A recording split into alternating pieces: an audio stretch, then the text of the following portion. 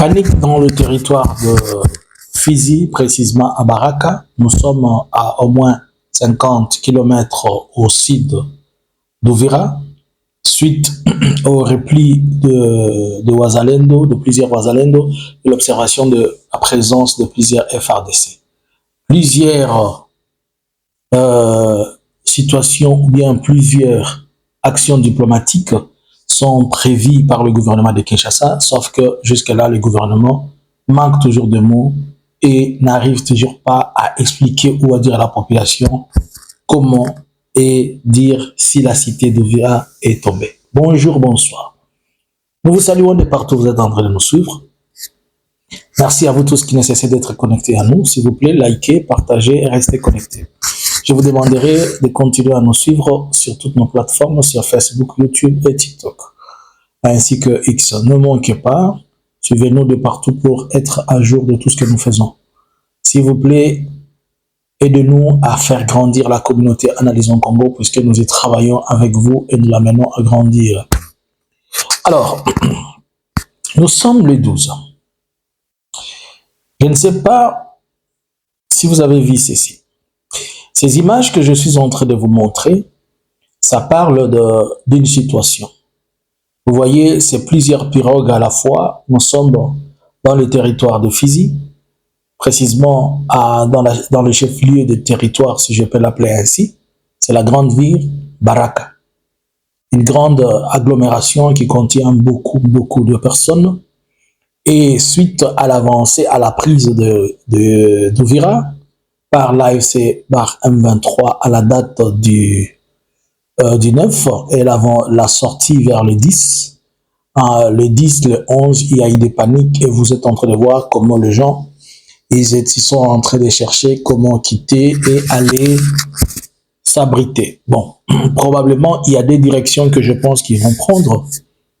Et cette panique, elle est due à la peur seulement, puisqu'ils ont appris que le M23, ils ont appris la vérité après la chute d'Ouvira. Ils ont commencé à avoir peur, se disant qu'ils vont se rendre là-bas. Et les gens ont peur puisque ils savent que Baraka, c'est le siège, qu'on peut dire, de Yakutumba et de tout ce qui est Ouazalendo. Alors, ils ont peur, ils pensent qu'à l'arrivée sur leur territoire de M23, de FCBAR M23, ils se reprochent quand même. Ils pensent que le mal peut venir. Et c'est comme ça qu'ils sont en train de se déplacer, surtout on déplace vous allez voir que les Ouazalendo ont besoin de voir leurs enfants, femmes et vieillards être déplacés. Probablement, ils vont prendre deux directions. La première direction, c'est Bujumbura. À partir de là, ils peuvent aller, mais c'est vraiment, c'est le lac Tanganyika. C'est au moins 150 km. Ils vont naviguer vers la côte. Et ils vont arriver à Bujumbura. Aussi, ils peuvent aller en Tanzanie, notamment au port de Kigoma.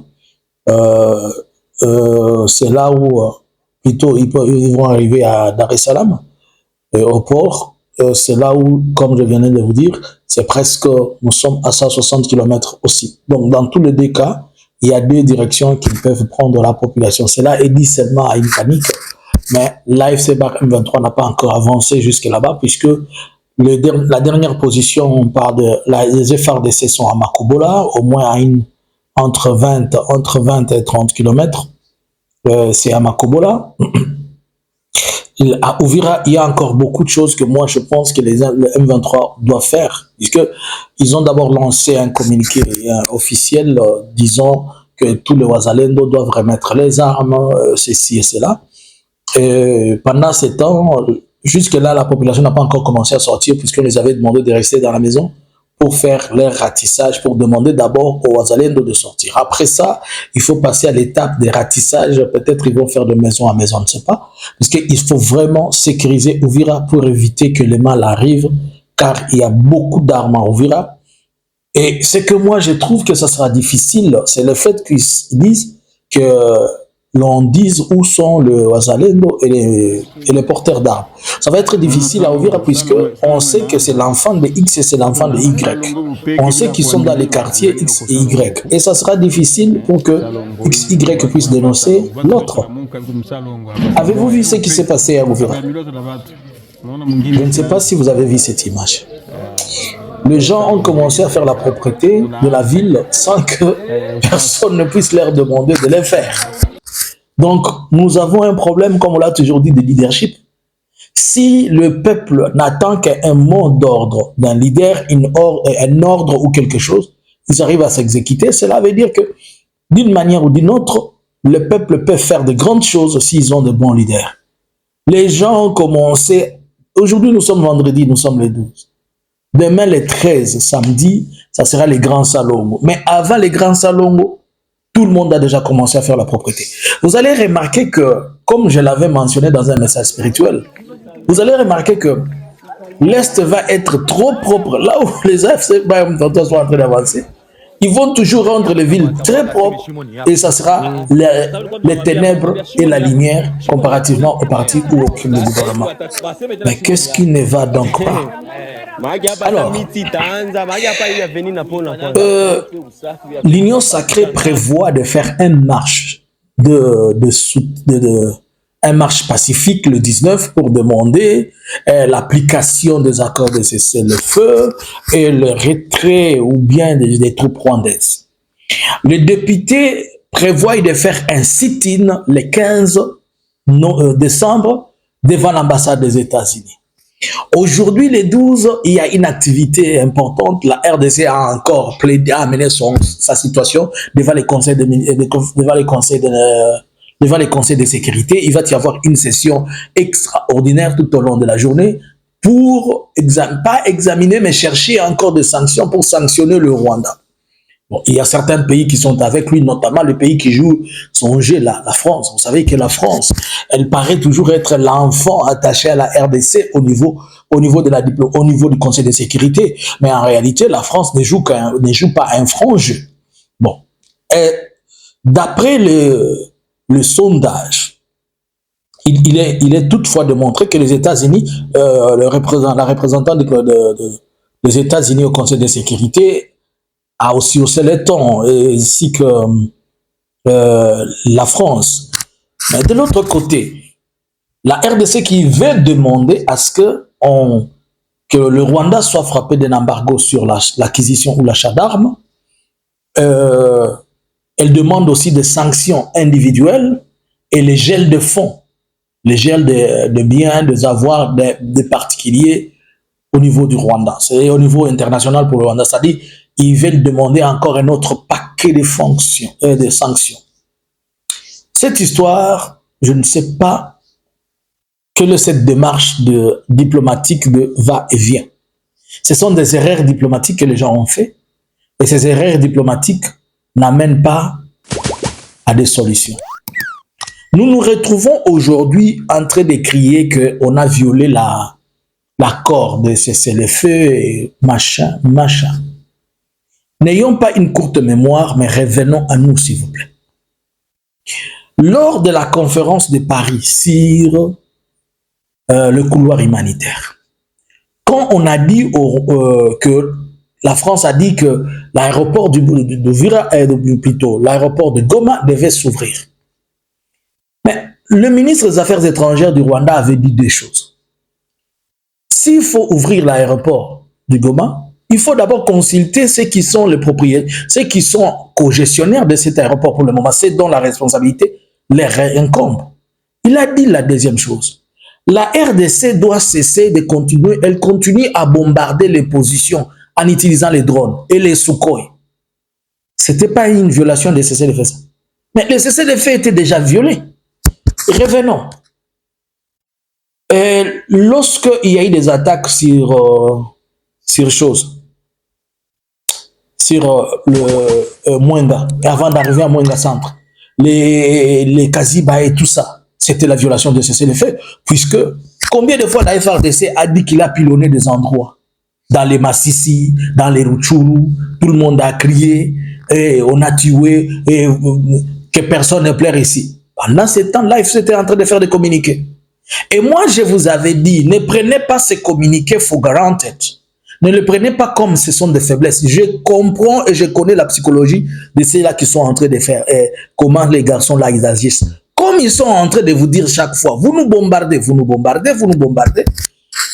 Et si vous ne comprenez pas qu'on est en train, excusez, d'interpeller le gouvernement congolais à stopper cette attitude, puisque cette attitude, elle va pousser l'AFC-Bar M23 à riposter. Ce que l'AFC-Bar M23 cherche maintenant, c'est de démontrer à la communauté internationale, ce n'est pas nous les fautifs des gens qui sont en train de faire ceci, c'est X, Y. Mais voilà maintenant aujourd'hui, puisque une cité est prise, on parle maintenant de violation de cessez-le-feu. Alors que c'est lui qui a commencé, ils ont commencé à s'acquiser. Ça fait un mois qu'ils sont en train de s'acquiser.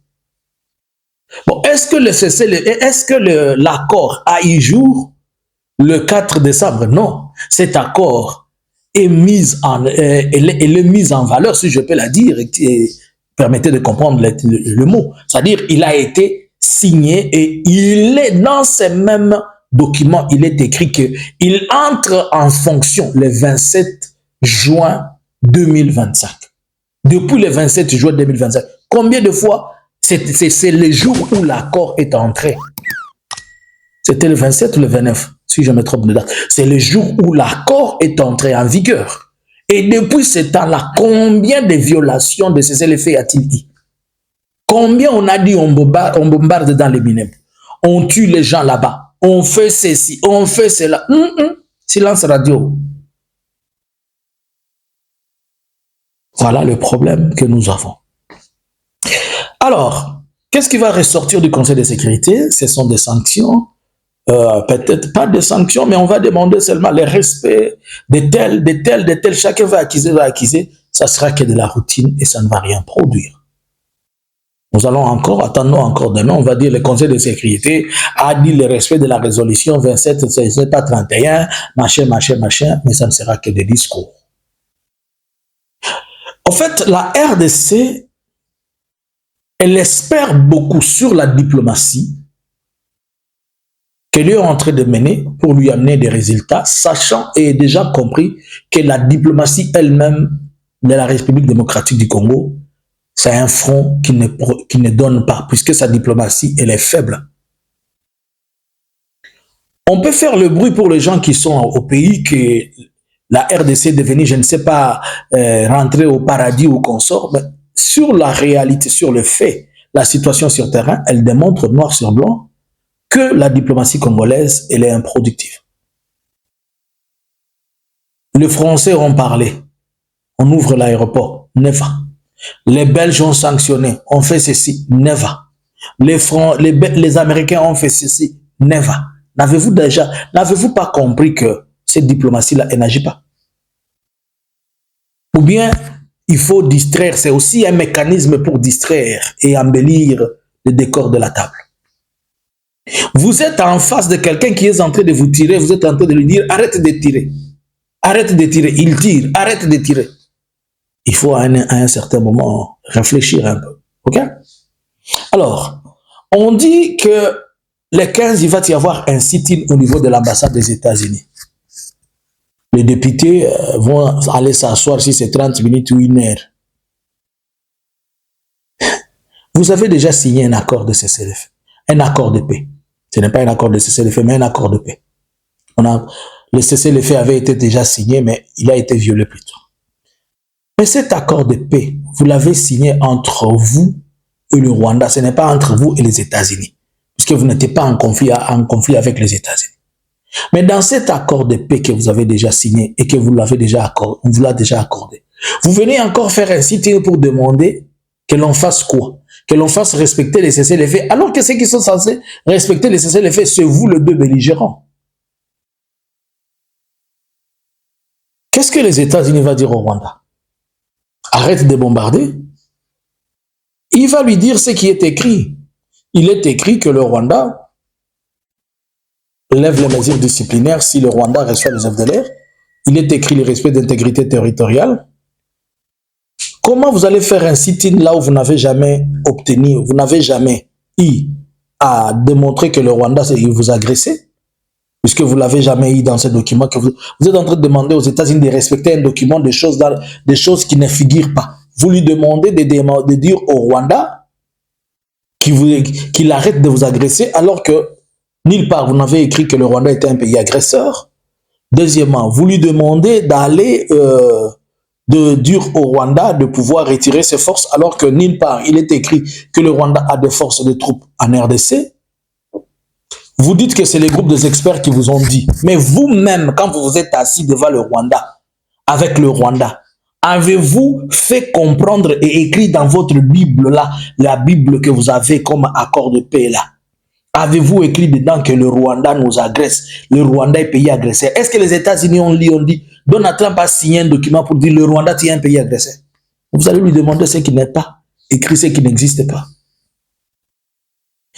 J'ai suivi Donald Trump en train de faire sa sortie, il dit, et les Congolais sont venus me supplier, ils sont venus dire, prends nos minéraux. Donald Trump dit que vous êtes venus les supplier qu'ils prennent vos minéraux. Et vous qui êtes venus supplier Donald Trump pour prendre les minéraux, vous pensez que Donald Trump va vous donner quoi? Il vous a dit qu'il n'avait même pas besoin de vos minéraux. Certes, il avait besoin de conquérir la Chine, mais vous êtes venus les supplier. Il a pris l'opportunité. Alors, que ça soit cette marche pacifique ou les sit-in, ce sont, je peux dire que ce sont des messages qui vont paraître pour moi, qui vont aller et qui n'auront pas de retour. J'ai suivi Mouyaya dans sa conférence de presse, son rapport hebdomadaire ou bien le compte rendu du conseil restreint de ministre qui a eu lieu le jeudi. Durant 4 minutes, Mouyaya n'a pas dit que Uvira est tombé. Durant 4 minutes ou 5 minutes, Mouyaya n'a pas mentionné la réponse que la RDC prévoit pour soit la reprise d'Uvira. Durant 4 minutes, Mouyaya n'a mentionné rien, n'a rien donné. Mais c'est vous-même qui n'avez rien fait, c'est vous-même qui ne faites aucune chose, mais vous êtes en train de demander les autres de faire ce que vous êtes en train censé faire.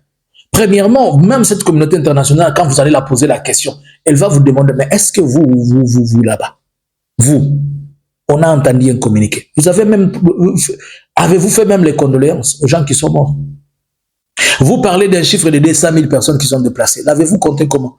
Le Burundi a parlé de 30 000.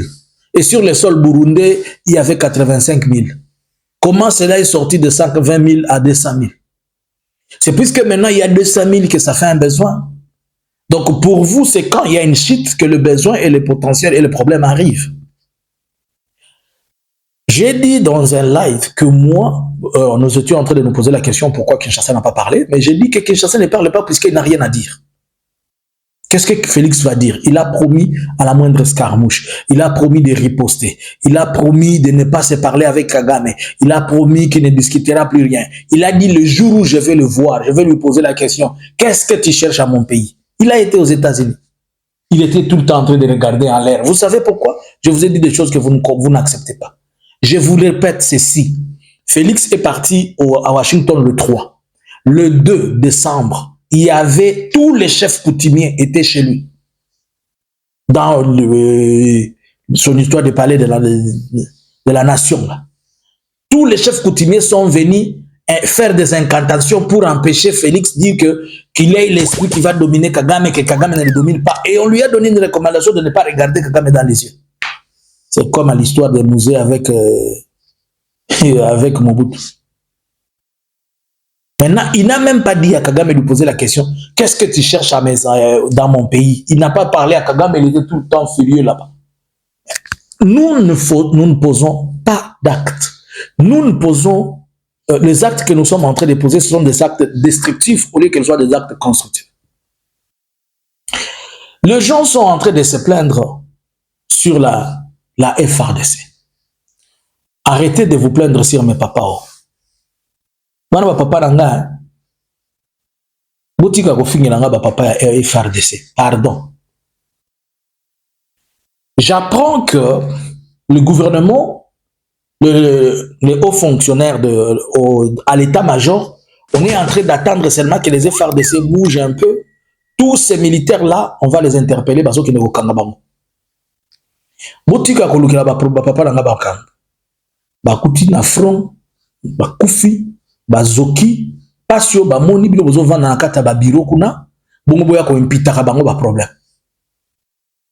Soki bomeki kosala eloko oyo ma bokomona chaque province ezo se rallier kaka ba chef d'état ba commandant région ba ko se rallier na FC M23. Soki bomeki kaka kosala buzoba wana ya koloba ke bokangi ba FARDC o basala ki repli partout oyo région militaire ezali bako intégrer automatiquement la FC M23.